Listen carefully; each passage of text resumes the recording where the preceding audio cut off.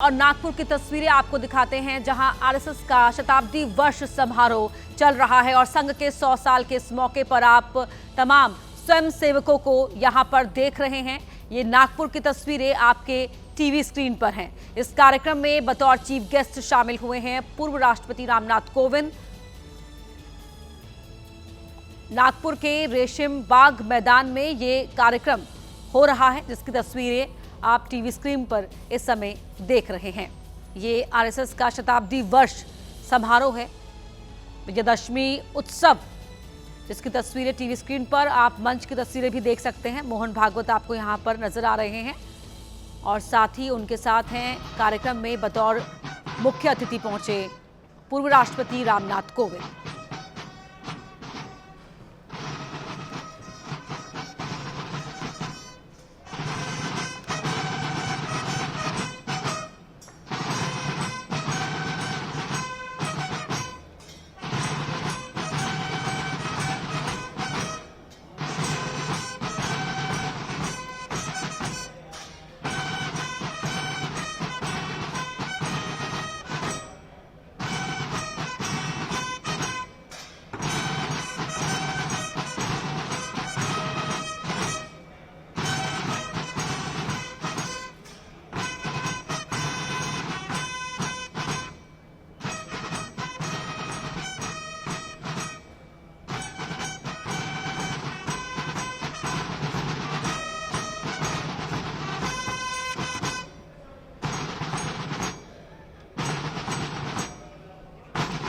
तस्वीरें आप देख रहे हैं, यहाँ पर 21,000 स्वयंसेवक सैनिक यहाँ पर इस कार्यक्रम का हिस्सा बने हुए हैं।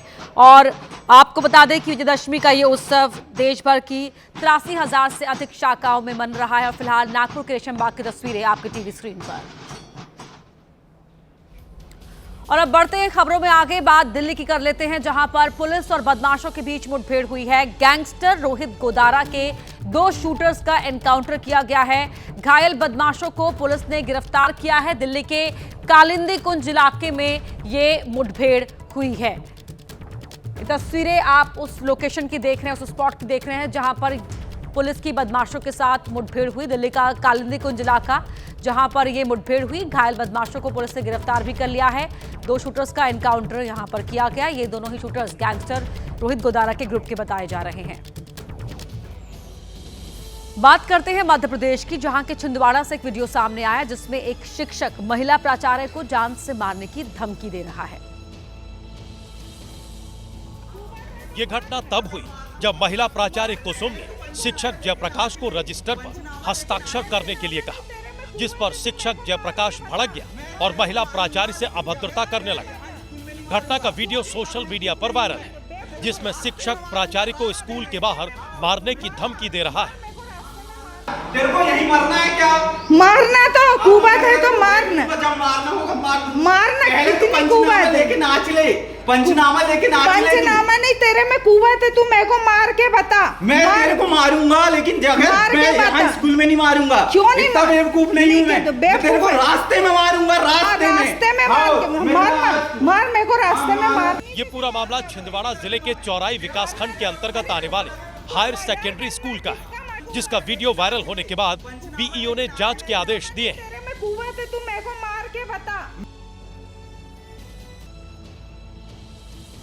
राजस्थान के भीलवाड़ा में उस वक्त हड़कंप मच गया जब एक विशाल चमगादड़ देखा गया, जिसके पंखों की चौड़ाई लगभग 5 फीट और लंबाई 3 फीट थी। चेहरा लोमड़ी जैसा, लंबाई चौड़ाई एक कुत्ते जैसी और पीठ पर विशालकाय पंख, जिसे जिसने भी देखा उसके होश उड़ गए। वैसे तो आमतौर पर चमगादड़ों को पेड़ पर लटका देखा जाता है, लेकिन इस दुर्लभ चमगादड़ को जमीन पर बैठा देखा गया, जिसे देखते ही गांव में दहशत फैल गई। विशाल पंखों वाले इस चमगादड़ की डरावनी आंखें, मुंह पर नुकीले दांत, पंजों पर पैनापन उसे कुछ अलग ही बना रहा था। भीलवाड़ा के सुरली कल्याणपुर गांव में चमगादड़ घायल अवस्था में पाया गया, जो रात में कहीं भी उड़ गया। गांव में इतने बड़े चमगादड़ की चारों तरफ चर्चा हो रही है। वहीं वन विभाग के अधिकारियों ने चमगादड़ को दोबारा देखे जाने पर सूचना देने को कहा है। बिहार के मोतिहारी में एक पत्नी ने अपने प्रेमी के साथ मिलकर अपने ही पति का कत्ल कर दिया। इस खौफनाक वारदात से पूरे इलाके में हड़कंप मचा है। मर्डर की ये कहानी किसी फिल्म से कम नहीं है। इसमें प्यार है, फरेब है और पति पत्नी के पवित्र रिश्ते की बदनाम दास्तां है।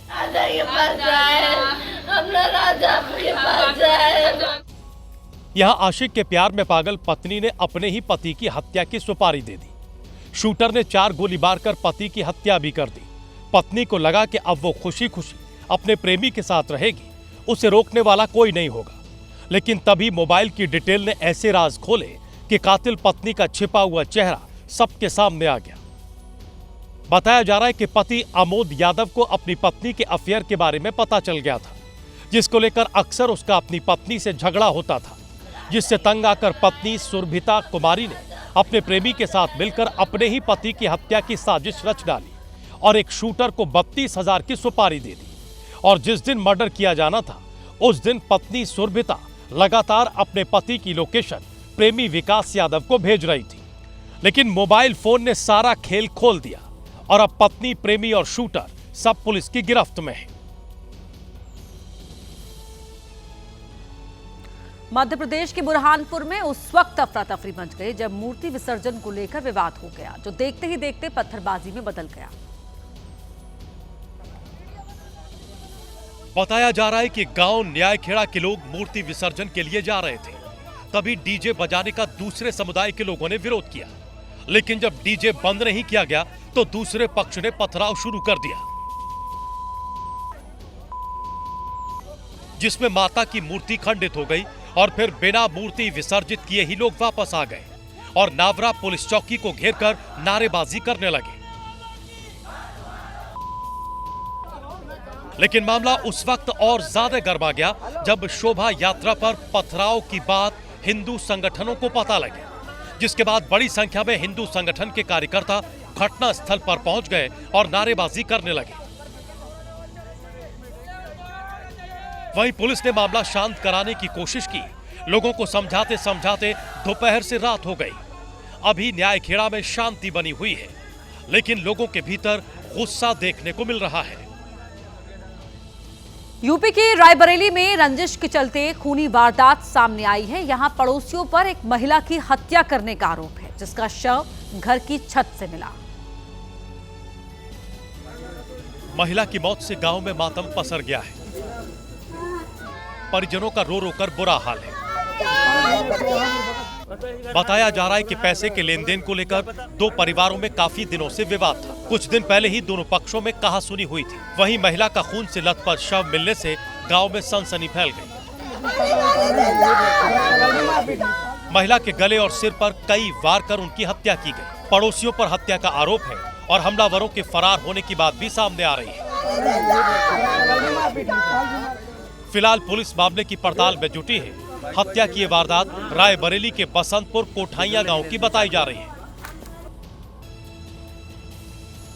ऊटी के विश्व प्रसिद्ध बोटैनिकल गार्डन में इन दिनों तेंदुए ने आतंक मचा रखा है। रात के अंधेरे में तेंदुआ चहलकदमी करता नजर आया, जिसकी तस्वीर देख क्लब में काम करने वाले लोग दहशत में आ गए।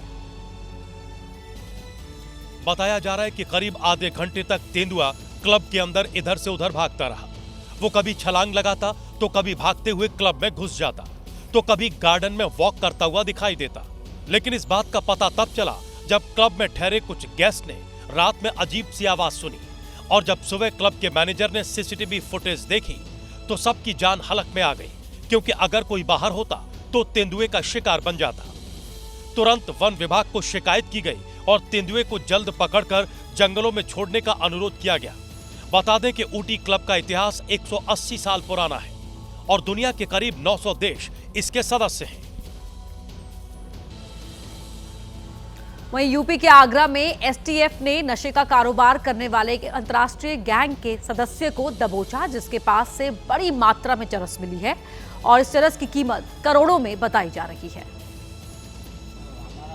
यूपी एसटीएफ को खबर मिली थी कि नेपाल से बिहार के रास्ते आगरा में चरस की तस्करी की जा रही है। मिली जानकारी के बाद पुलिस ने चरस के साथ एक शख्स को गिरफ्तार किया, जो चरस की सप्लाई करने नेपाल से आगरा आया था। क्या नाम है तुम्हारा? रोशन शाह। रोशन शाह, कहाँ के रहने वाले? काठमांडू से। ये क्या है तुम्हारे यहाँ?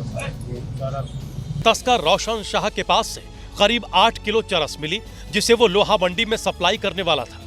बरामद हुई चरस की कीमत 4 करोड़ के आसपास बताई जा रही है। फिलहाल पुलिस रोशन के दूसरे साथियों की तलाश में जुटी है। बताया जा रहा है कि आरोपी पहले 2 बार सप्लाई कर चुका था, ये तीसरी बार था, लेकिन सप्लाई करता उससे पहले पकड़ा गया। दिल्ली के ग्रेटर कैलाश में सालों से चली आ रही दुर्गा पूजा में हर बार कुछ नया देखने को मिलता है। इस बार की दुर्गा पूजा इसलिए खास रही क्योंकि पूजा का जिम्मा संभाल रही थी महिला पुरोहित।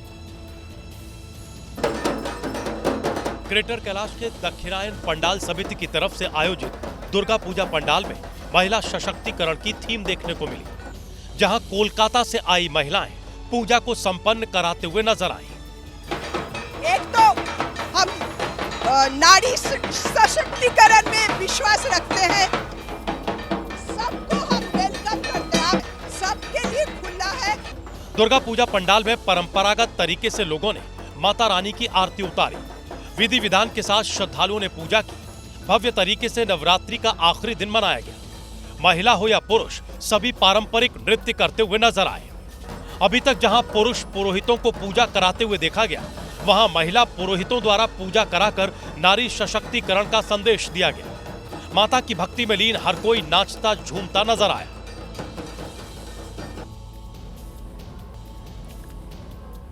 इथियोपिया के अम्हारा में दर्दनाक हादसा हो गया। यहां निर्माणाधीन चर्च ढहने से करीब 25 लोगों की मौत हो गई और करीब 100 लोग घायल हो गए। चर्च के अंदर की तस्वीरों को देखकर अंदाजा लगाया जा सकता है कि हादसा कितना भयावह होगा।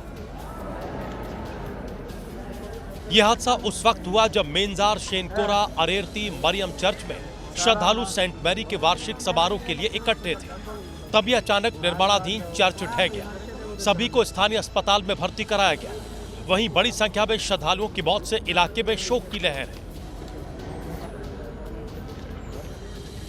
घटना से घायल हुए लोगों की हालत गंभीर बताई जा रही है। वहीं मरने वालों का आंकड़ा बढ़ने की भी आशंका है। अस्पताल प्रशासन ने घायलों के इलाज के लिए रेड क्रॉस से मदद मांगी है।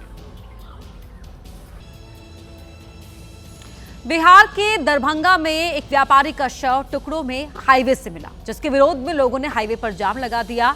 परिजनों ने व्यापारी की हत्या का आरोप लगाया है। घटना से व्यापारी संघ के लोगों में भारी गुस्सा देखने को मिला। उन्होंने हाईवे को जाम कर दिया। हाईवे पर आगजनी भी की गई। देर शाम तक हाईवे पर तनाव का माहौल बन गया। मौके पर पहुंची पुलिस ने जाम खुलवाने का प्रयास किया, लेकिन व्यापारियों ने पुलिस का भारी विरोध किया। काफी समझाने बुझाने के बाद जाम खोला गया। बता दें कि गंगा बाजार में आभूषण की दुकान चलाने वाले मनीष कुमार का शव हाईवे पर 6 टुकड़ों में मिला। पुलिस ने हिट एंड रन की आशंका जताई है, जिस पर व्यापारियों ने हत्या का आरोप लगाते हुए जमकर हंगामा किया।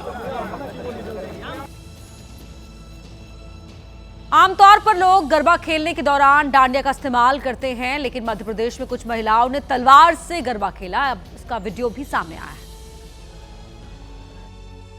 हाथ में तलवार और चेहरे पर मुस्कान, ये वीडियो धार जिले से सामने आया, जहां महिलाएं इस तरह से डांडिया खेलती नजर आई। हैरानी की बात तो ये थी कि इन महिलाओं ने अपनी छोटी बच्चियों के हाथ में भी धारदार तलवार थमा दी। हालांकि इनका कहना था कि इसके जरिए आत्मरक्षा का संदेश दिया गया है, लेकिन अगर कोई लापरवाही होती तो बच्चियों को नुकसान भी हो सकता था, क्योंकि हादसा कब और कहां हो जाए कोई नहीं जानता। इंदौर के गरबा पंडाल में काली के वेश में नृत्य कर रहा एक कलाकार आग की लपटों में गिर गया। कलाकार ने हाथ में खप्पर लिया था और इसी खप्पर से निकल रही आग पहले उसके बालों तक पहुंची और फिर यह कलाकार पूरी तरह से आग में घिर गया। हालांकि गनीमत रही कि वक्त रहते आग बुझा ली गई। बिहार के नवादा में कुछ दिन पहले एक लड़के की संदिग्ध हालातों में मौत हो गई थी। परिवार ने आरोप लगाया था कि उनके बेटे की हत्या हुई है, लेकिन अब इस मामले में पुलिस ने चौंकाने वाला खुलासा किया है। 22 साल के पुष्पांशु कुमार के पास धन दौलत की कोई कमी नहीं थी। फैमिली बिजनेस था, चमक दमक भरी जिंदगी थी। और तभी 27 सितंबर को खबर आई कि पुष्पांशु का शव इंडस्ट्रियल एरिया के एक गोदाम में मिला है। परिजनों ने कहा कि मामला हत्या का है, लेकिन अब पुलिस ने इस केस में खुलासा कर दिया। जांच में पता चला कि पुष्पांशु ने खुदकुशी की थी और गोदाम में जाकर खुद ही ग्राइंडर से अपना गला रेत लिया था। पुष्पांशु ने एक सुसाइड नोट भी लिखा, जिसे परिवार वालों ने छिपा लिया। हालांकि अब सुसाइड नोट पुलिस ने बरामद कर लिया है, जिसमें पुष्पांशु ने लिखा था कि वो फैक्ट्री के दबाव और भविष्य की चिंता को बर्दाश्त नहीं कर पा रहा। दरअसल पुष्पांशु सीए की पढ़ाई पूरी करने के बाद बेंगलुरु से लौटा था और परिवार का बिजनेस संभाल रहा था। अब माना जा रहा है कि पुष्पांशु बिजनेस नहीं करना चाहता था। हालांकि पुलिस एक दूसरे एंगल से भी जांच कर रही है, क्योंकि सुसाइड नोट में पुष्पांशु ने रिश्तों के खालीपन का भी जिक्र किया था। हरियाणा के फरीदाबाद में कुछ बदमाशों ने शहर की कानून व्यवस्था को मजाक बना रखा था, लेकिन जब ये पुलिस की गिरफ्त में आए तो खुद ही मजाक के पात्र बन गए और इन्हें देखने के लिए लोगों की भीड़ लग गई। एक बदमाश व्हील चेयर पर था तो दूसरा बैसाखी के सहारे चल रहा था। दोनों बदमाशों के पैर पर प्लास्टर चढ़ा हुआ था। आप इस वीडियो को देखकर आसानी से अंदाजा लगा सकते हैं कि पुलिस ने इनकी कैसी खातिरदारी की है। सिर्फ इतना ही नहीं, पुलिस ने इनके बाल भी छीले और फिर सड़क पर जुलूस निकाल दिया। इसमें से एक बदमाश का नाम कमल भड़ाना है तो दूसरे का नाम शशिकांत। इन दोनों बदमाशों ने जिस जगह पर वारदात को अंजाम दिया था, क्राइम ब्रांच की टीम दोनों को उसी जगह पर निशानदेही के लिए लेकर पहुंची थी। व्हील चेयर पर जो कमल भड़ाना बैठा है उस पर 15 मुकदमे दर्ज हैं, जबकि बैसाखी के सहारे चलने वाले शशिकांत पर 6 गंभीर मामले दर्ज हैं। कुछ दिन पहले ही इन्होंने कपड़ा व्यापारी के घर के बाहर फायरिंग की थी और फिरौती के लिए उसे धमकाया था। आजकल देश के कई रेलवे स्टेशन पर लिफ्ट की सुविधा शुरू हो गई है, लेकिन बिहार के दरभंगा में जब लिफ्ट खराब हुई तो 9 बच्चों की जिंदगी मुश्किल में फंस गई। पहला बच्चा, दूसरा बच्चा, तीसरा बच्चा, चौथा बच्चा और इसी तरह एक एक कर सभी बच्चों को फंसी हुई लिफ्ट से बाहर निकाला गया। लिफ्ट में जो 9 बच्चे फंसे हुए थे उनमें से 3 बेहोश हो चुके थे। बाकी बच्चों की तबीयत भी बिगड़ती जा रही थी। तभी बाहर से किसी ने पानी की बोतल पहुंचाई। पानी पिलो, पानी दो, छिटाओ, मुंह पर मार, पानी पिलाओ। ये घटना सुबह करीब 4 बजे हुई। अंदर से जब बच्चों की चीख सुनी गई तो आरपीएफ के जवान मौके पर पहुंचे और करीब 1 घंटे की मशक्कत के बाद लिफ्ट से इन्हें बाहर निकाला गया। ये बच्चे सीतामढ़ी जिले के रहने वाले हैं और दरभंगा में मेला घूमने पहुंचे थे। सड़क पर स्टंटबाजी करने वाले सिरफिरे ये भी नहीं सोचते कि उनकी वजह से किसी बेगुनाह की जान जा सकती है। यूपी के कन्नौज में एक ऐसे ही स्टंटबाज का वीडियो सामने आया है। वो शख्स कभी हाथ छोड़कर बाइक चला रहा था तो कभी अलग अलग पोज दे रहा था। इसे ना तो अपनी जान की फिक्र थी ना ही दूसरों की। कभी इसने दोनों पैर एक तरफ कर लिए तो कभी दोनों पैर सीट पर रख दिए। कभी कभी तो ऐसा लगा कि ये बाइक नहीं सड़क पर फाइटर जेट उड़ा रहा हो। लेकिन जब इसका वीडियो पुलिस के पास पहुंचा तो इसकी अच्छी क्लास लगाई गई। स्टंटबाजी में लोग मर गए कितने यार राम जी भाई। इसमें आरसी मैंने 3 महीने के लिए ये इम्पाउंड किया है। अब ये गाड़ी आपको 3 महीने तक नहीं चलानी है। मैंने आपका चालान भी 11,500 रुपए का किया है। ट्रैफिक सब इंस्पेक्टर ने जब मुकदमे की बात कही तो स्टंटबाज ने फौरन कान पकड़ लिए। आप में से कई लोगों ने हिंदी फिल्म मुगले आजम तो देखी होगी, जिसमें बादशाह अकबर अनारकली को दीवार में चुनवा देता है। अब कुछ ऐसी ही तस्वीर देश की राजधानी दिल्ली से आई है। ये राजधानी दिल्ली के प्रेम नगर वार्ड नंबर 88 में तैयार हुआ दिल्ली एमसीडी का स्कूल है। अगले कुछ ही दिनों में इसका उद्घाटन होना है, लेकिन उद्घाटन से पहले स्कूल की सुरक्षा के कारण बताते हुए इस कॉलोनी की सभी गलियों को 3 से 5 फीट ऊंची दीवार के सहारे बंद कर दिया गया। सिर्फ गलियां ही नहीं, लोगों के घरों के बाहर दीवारें खड़ी कर दी गई। एमसीडी ने स्कूल की सुरक्षा के चलते एक नहीं बल्कि 15 मकानों के गेट पर ऐसी ही दीवारें खड़ी कर दी हैं कि लोगों का निकलना दूभर हो गया है। एक गली बंद हो तो बात अलग है, इलाके को मुख्य मार्ग से जोड़ने वाली 15 से ज्यादा गलियां बंद हो गई हैं। लोग सरकार और प्रशासन को कोस रहे हैं।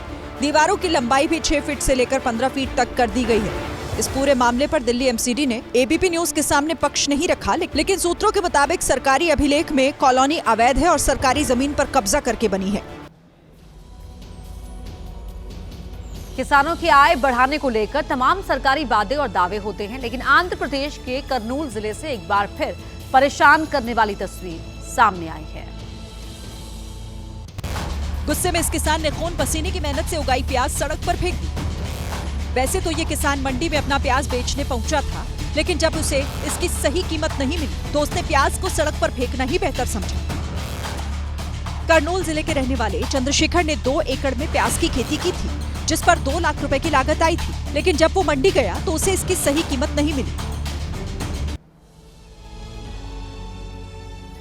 आशिकी का भूत जब कुछ लोगों के सिर पर सवार होता है तो वो ये भी नहीं सोचते कि जो कदम वो उठा रहे हैं वो उनकी जान पर भारी पड़ सकता है। आ जाओ। अगर आवाज हमारी सुन रहे हो तो कुछ ऐसा ही हुआ यूपी के कुशीनगर में, जहां एक प्रेमी मोबाइल टावर पर चढ़ गया।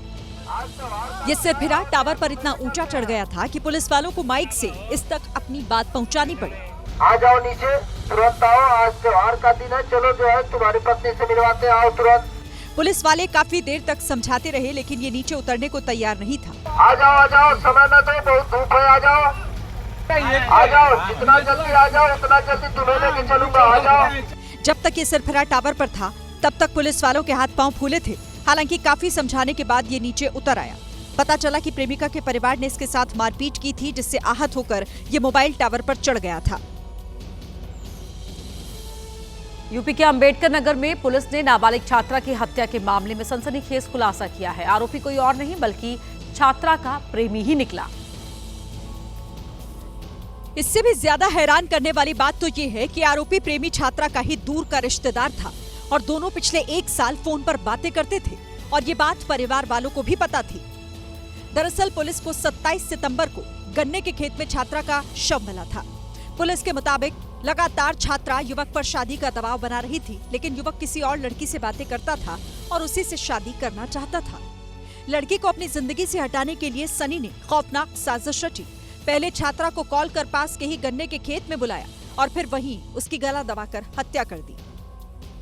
मेन मोटिव जैसे मैंने बताया काफी समय से संपर्क में था और उनको शादी ना करने के लिए और उनको रास्ते से हटाने के लिए ये घटना करी। वारदात के बाद से पूरे गांव में दहशत है। लोगों की समझ में नहीं आ रहा कि प्यार और भरोसे की आड़ में रची गई साजिश का इतना खौफनाक अंजाम कैसे हो सकता है। छत्तीसगढ़ के रायपुर में एक कातिल हसीना का ऐसा हत्याकांड सामने आया जिसे जिसने भी सुना वो सहम गया।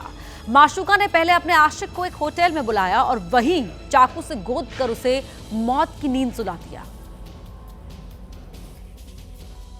सद्दाम की दोस्ती इंस्टाग्राम के जरिए नाबालिग से हुई थी। दोनों के बीच बातचीत शुरू हुई, धीरे धीरे नजदीकियां बढ़ी। सद्दाम कई बार रायपुर से बिलासपुर जाकर लड़की से मिलता रहा। लड़की भी रायपुर आती रही। इस दौरान दोनों के बीच शारीरिक संबंध बने और नाबालिग गर्भवती हो गई। यहीं से कहानी ने खूनी मोड़ लिया। 27 सितंबर को दोनों एक लॉज में एंट्री करते हैं, लेकिन 28 सितंबर की सीसीटीवी फुटेज में सिर्फ लड़की दिखाई देती है, सद्दाम नहीं। पुलिस के मुताबिक 27 सितंबर की रात दोनों का झगड़ा हुआ और लड़की ने एक के बाद एक 5 बार खंजर मारकर अपने माशूक को मौत की आगोश में सुला दिया। हैरान करने वाली बात यह है कि लड़की ने यह खंजर सद्दाम के बैग से निकाला था। इसके बाद लड़की ने कमरे का ताला लगाया और चाबी फेंककर अपने घर पहुंच गई और पूरी बात अपने परिजनों को बताकर पुलिस के सामने सरेंडर कर दिया। इस पूरे हत्याकांड की सबसे हैरान कर देने वाली बात यह है कि मृतक सद्दाम ने इंस्टाग्राम पर अलग अलग नाम से 8 अकाउंट बनाए हुए थे। मर्डर से पहले लड़की ने सद्दाम की सभी चैट और फोटो डिलीट कर दिए। मध्य प्रदेश के ग्वालियर में एक युवक अपनी ही मौसी को दिल दे बैठा, लेकिन शादी करने के लिए फिर जो उसने फर्जीवाड़ा किया अब वो पूरे इलाके में चर्चा का विषय बन गया है। लड़का 19 साल का था और मौसी की उम्र 25 साल। कानून की नजर में मौसी तो बालिग थी, लेकिन लड़का नाबालिग, क्योंकि शादी के लिए 21 साल की उम्र जरूरी थी। दोनों ने कोर्ट मैरिज का फैसला तो किया, लेकिन मौसी के प्यार में अंधा बन बैठा ये युवक कानून से खिलवाड़ कर बैठा। शादी की जल्दबाजी में रितेश ने जन्म प्रमाण पत्र, आधार कार्ड और पैन कार्ड में फर्जीवाड़ा कर अपनी उम्र 2 साल बढ़ा ली, यानी 2005 के जन्म वर्ष को 2003 कर दिया। लेकिन रितेश की पोल उस वक्त खुल गई जब परिवार को कोर्ट का नोटिस मिला। मामा ने आरटीआई लगाकर 10वीं की मार्कशीट निकाली तो सारा फर्जीवाड़ा खुलकर सामने आ गया। दोनों ही फरार हो गए हैं। पुलिस टीमें कई जगहों पर छापेमारी कर रही हैं। दोनों का सुराग लगाने के लिए सीसीटीवी फुटेज और मोबाइल लोकेशन की मदद ली जा रही है। हरियाणा के सोनीपत में लव मैरिज करने वाला एक युवक अपनी बीवी से बेइंतहा मोहब्बत करता था, लेकिन पत्नी ने न सिर्फ उसके खिलाफ मुकदमा लिखवा दिया बल्कि पिता और चाचा से कहकर उसके हाथ पैर भी तुड़वा दिए और इसकी वजह बनी लड़की की दूसरी शादी। कुणाल गोस्वामी ने कोमल से प्यार किया, मंदिर में जाकर उसकी मांग में सिंदूर भरा, मंगलसूत्र पहनाया, भगवान को साक्षी मानकर 7 फेरे लिए। दिल्ली के आर्य समाज मंदिर में लिखा पढ़ी करवाई और बाद में कोर्ट से भी कागज तैयार करवा लिए। दोनों खुश थे। कोमल कुणाल के लिए करवा चौथ का व्रत रखती थी, लेकिन एक झटके में सब कुछ बदल गया। कुणाल गोस्वामी अब कानपुर पीजीआई में भर्ती है। उसके दोनों हाथों और दोनों पैरों पर प्लास्टर चढ़ा है। आरोप है कि कोमल के पिता और चाचा ने कुणाल की यह हालत की। दरअसल पानीपत की रहने वाली कोमल कुणाल से शादी के कुछ दिनों के बाद वापस अपने मायके चली गई।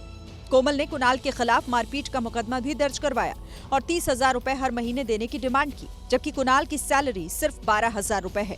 इधर कोमल के परिजनों ने उसकी शादी कहीं और तय कर दी, लेकिन कोमल के घर वालों को डर था कि जिस जगह उसकी शादी तय की गई, अगर उनको कुणाल के बारे में पता चला तो ये रिश्ता टूट जाएगा। और इसी के चलते कोमल के परिजनों ने कुणाल से उन सभी तस्वीरों को सोशल मीडिया से हटाने के लिए कहा जो उसने कोमल के साथ खिंचवाई थी। लेकिन जब कुणाल ने ऐसा करने से मना किया तो उसकी ये हालत कर दी गई।